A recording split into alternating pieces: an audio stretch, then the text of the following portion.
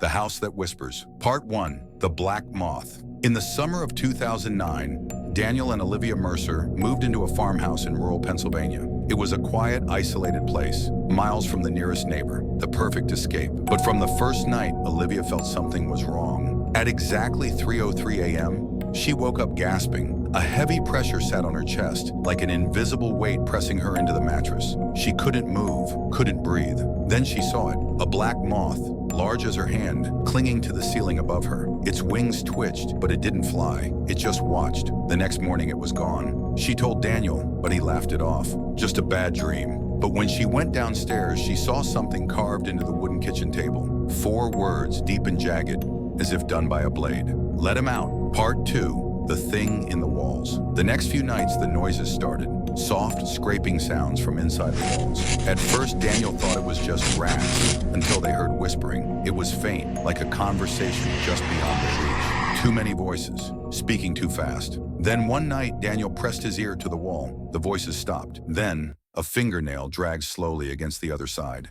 He stumbled back. A second later, the wall bulged outward, like something inside was pressing to get out. They packed their bags to leave that night, but when they tried the front door, it wouldn't open. No matter how hard they pulled, no matter how much Daniel slammed against it, it wouldn't budge. Then from the hallway behind them, they heard something breathe.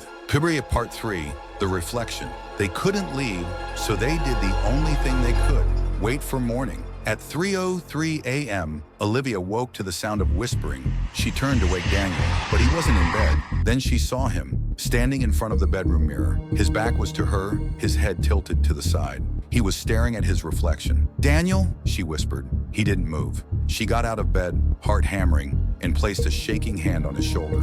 His reflection blinked. Daniel didn't. Then his mouth opened, but only in the mirror. Something else was in there, inside his reflection. It grinned at her and whispered, "You let me out." The mirror shattered. Part 4. The Feeding. By the time the sun rose, Daniel was gone.